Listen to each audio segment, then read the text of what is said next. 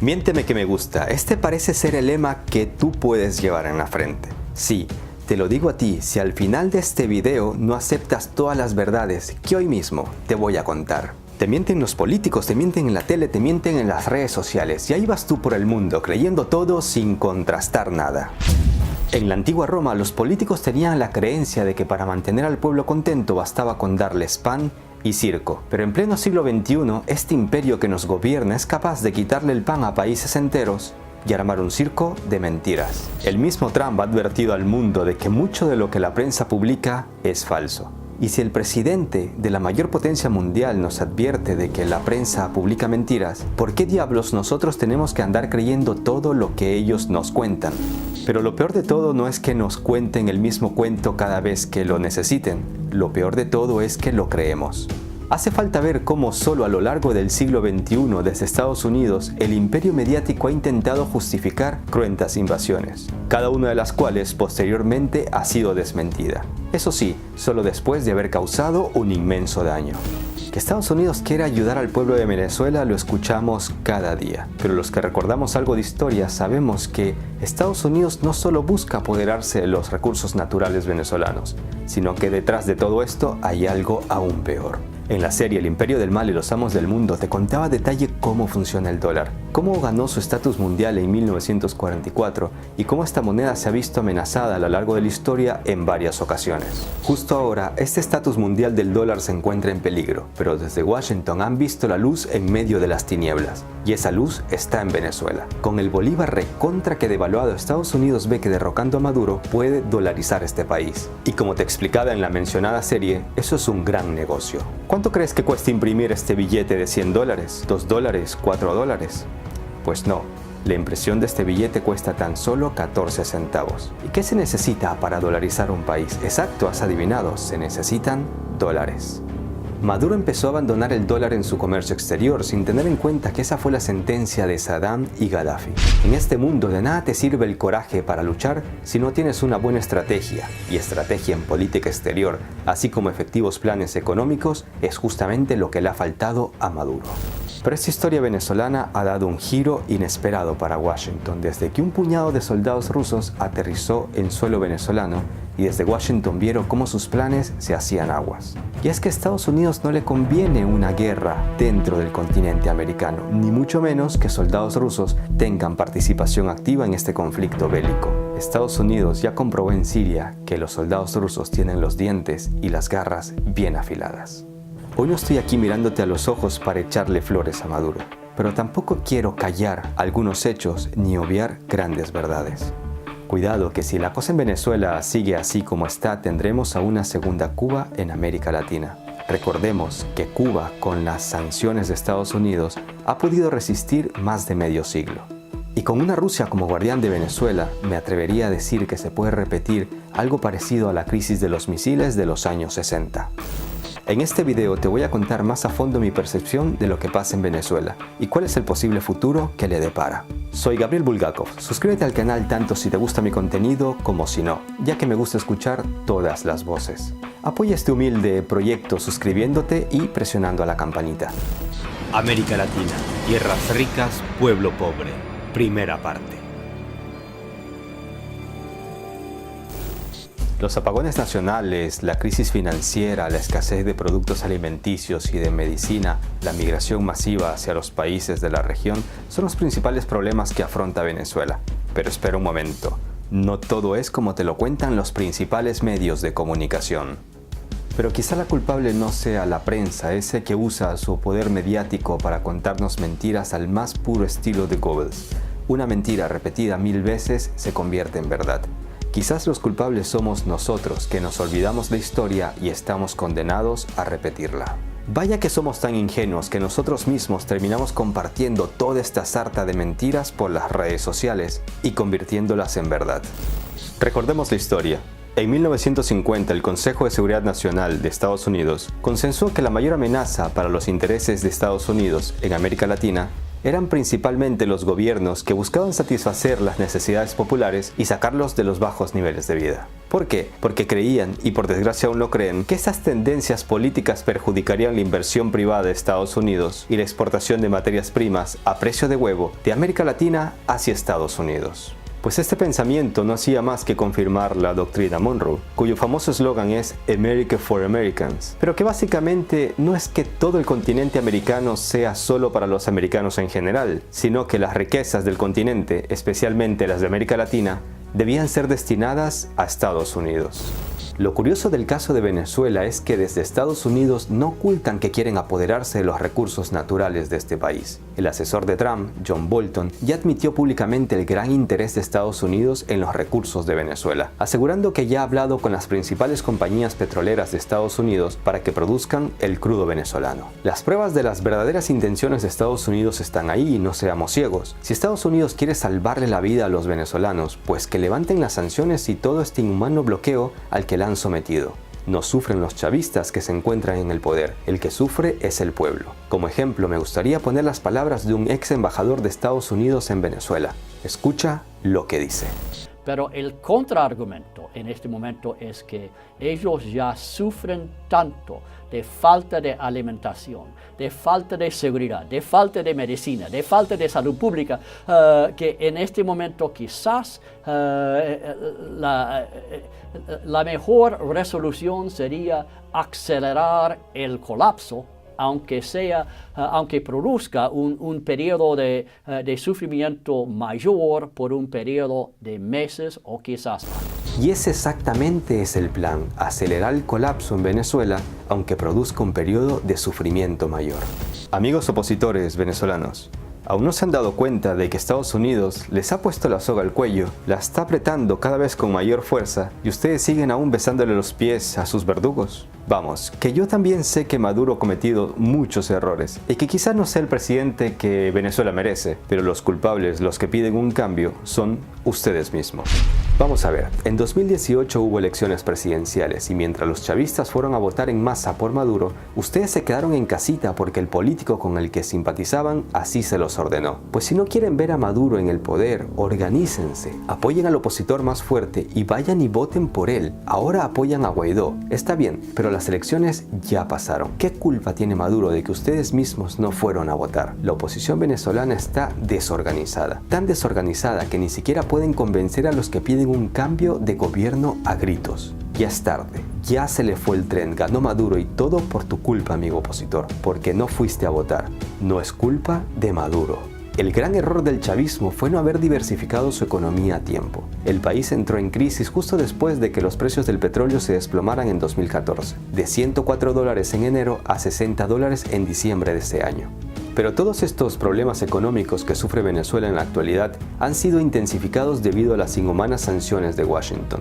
Inhumanas, sí, y es que no se lo puede llamar de otra manera, ya que estas sanciones afectan directamente al pueblo y no a los gobernantes. Si te estás ahogando, no puedes salir a flote si tienes a alguien impidiéndote hacerlo. Si ese alguien lo hace con toda la mala intención, es cruel, sucio e inhumano. Pero este escenario que vive actualmente Venezuela no es el peor, y Maduro ha sabido anticiparse in extremis a un hipotético conflicto armado analizando, un poco tarde quizá, al menos 3 casos del pasado: Irak, Libia y Siria. Para no llegar a convertir al país en un caos y al ver que el escenario político empeoraba cada vez más en febrero, Caracas buscó el apoyo de Moscú tanto en materia económica como militar, una jugada que desesperó a Estados Unidos, país que no tardó en proliferar todo tipo de amenazas al país que lidera Putin. Las cartas a Estados Unidos se les han ido agotando, las sanciones han tenido como objetivo lograr que principalmente el pueblo chavista se empezara a hartar de las incomodidades que le ofrece su país. Pero hasta el momento no lo han logrado. Y así, Estados Unidos empieza a perder la paciencia, ya que pensaba que sacar a Maduro del poder iba a ser cuestión de días, sin contar que este se iba a escudar con la Rusia de Putin, país que tiene muchos intereses en Venezuela, además del hecho de que Rusia ha prestado enorme cantidades de dinero al gobierno de Maduro. No te vayas, que ahora viene lo más impactante. America for America, o lo que es lo mismo, América Latina para Estados Unidos. El 11 de diciembre de 1981, tropas entrenadas por Estados Unidos asesinaron en la aldea salvadoreña del Mozote a 800 civiles, incluyendo a niños tan pequeños como de 2 años. Cuando se conoció la masacre, el responsable de asuntos humanitarios de Estados Unidos, Elliot Abrams, acusó a los periodistas que la desvelaron de hacer propaganda comunista, y poco después se refirió a la política norteamericana en El Salvador como éxito fabuloso. 10 años más tarde, Abrams fue condenado por vender ilegalmente armas a Irán, cuyas ganancias fueron canalizadas para financiar a los paramilitares en Nicaragua, alentando una guerra civil que costó unas 50.000 vidas. Cuando Bush le concedió una amnistía, Abrams se reincorporó al Departamento de Estado y es considerado uno de los arquitectos de la invasión ilegal de Irak, una guerra que se ha cobrado la vida de casi 300.000 civiles. La trayectoria de Abrams está llena de golpes de Estado, guerras ilegales y violaciones masivas de los derechos humanos.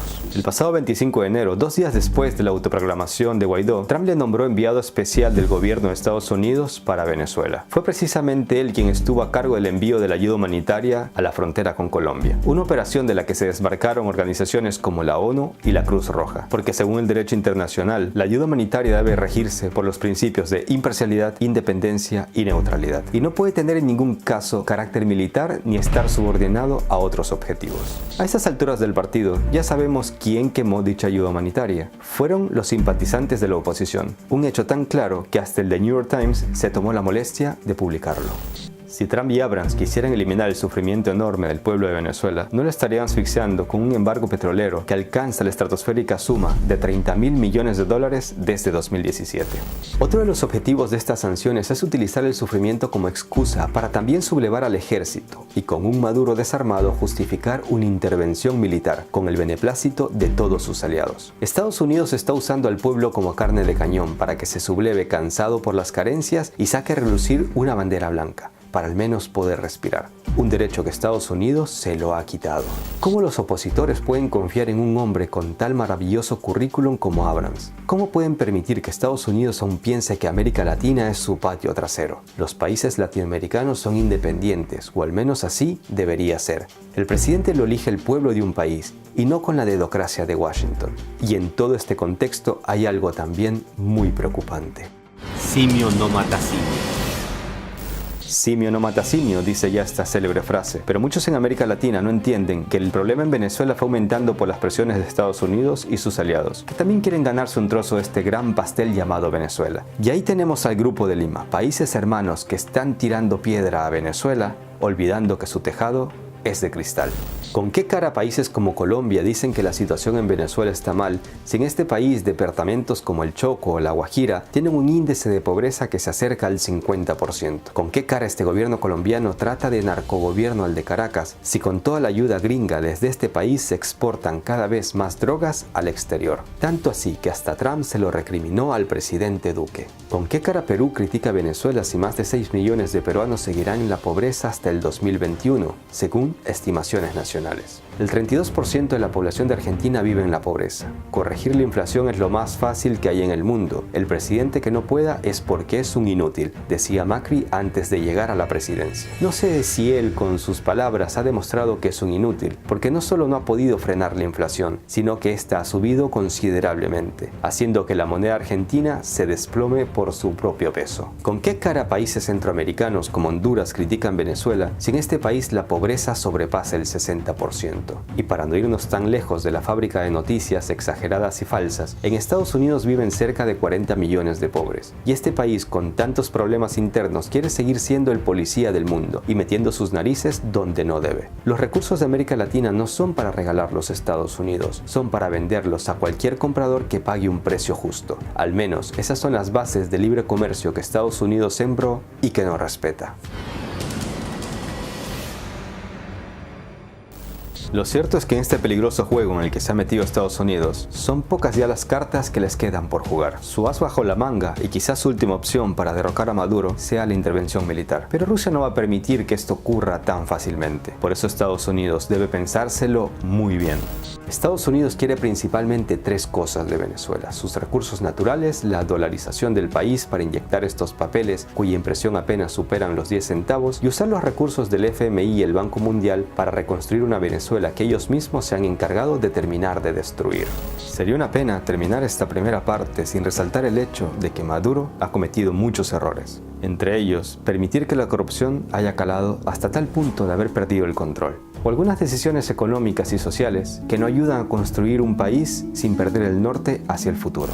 A mi parecer, una de las mayores falencias de Maduro es la falta de inteligencia política en la arena internacional. Por ejemplo, Putin, uno de los hombres más poderosos del mundo, ya ha reconocido en reiteradas ocasiones que Estados Unidos es la mayor y única potencia mundial, y cuando se refiere a Estados Unidos los tacha de socios norteamericanos. Mas nunca se ha pasado de la raya con pedanterías e insolencias como sí lo hace Maduro con mucha frecuencia. Y eso que no hay punto de comparación en el poder que difiere a Rusia de Venezuela. Está bien que defiendas tu soberanía, pero si Estados Unidos te compra el 40% de tu petróleo, tu estrategia no puede ser la pedantería. Putin y Xi Jinping manejan todo con inteligencia, con estrategia, con paciencia, y pese a las sanciones, sus economías no han logrado ser destrozadas. No obstante, insisto, no se dejen engañar con la misma mentira que ha dejado en el caos a Irak o Libia. Si Maduro llega a ser derrocado, vendrán días algo mejores para los venezolanos, puesto que Estados Unidos aflojará la soga con la que los está asfixiando, y recuperarán derechos básicos que se les fueron quitados ilegalmente. Luego los pobres seguirán siendo pobres, los de la clase media de clase media, los ricos más ricos, y los recursos irán regalados a Estados Unidos. Venezuela será dolarizada y vendrá el FMI y el Banco Mundial a rescatarlos, pero no sin antes imponerles severas condiciones. Pasarán unos meses y empezará otra revolución, algo así como el Caracazo de 1989. La solución no debe ser el intervencionismo ni las falsas cumbres que ocultan el saqueo. La solución debe ser la devolución del dinero usurpado y congelado, el cese al bloqueo y el cese de las amenazas a una intervención militar. Solo quitándole las manos del cuello, este país podrá volver a respirar pese a todas sus enfermedades. De momento sabemos que menos de 100 soldados rusos han hecho repensar a Trump si la idea de invadir Venezuela es buena. Mientras tanto, le dejo una de las últimas ironías en Estados Unidos. Este país ha tenido que reanudar la importación de petróleo venezolano, violando así sus propias sanciones. Queda claro que mientras el petróleo venezolano no le salga gratis, le tocará seguir comprándolo. Soy Gabriel Bulgakov y hoy me he saltado unos datos muy importantes que te los contaré en el siguiente capítulo de esta serie. América Latina, tierras ricas, pueblo pobre. Suscríbete al canal para que no te pierdas los siguientes capítulos de esta y otras series impactantes. Acabo de crear una cuenta en Instagram, me puedes seguir por ahí. Ahí publicaré algunos bloopers y algunas cosas que no alcanzo a contar en todos estos videos de YouTube. Hagan el bien sin mirar a quién. Un abrazo a todos. ¡Hasta la próxima!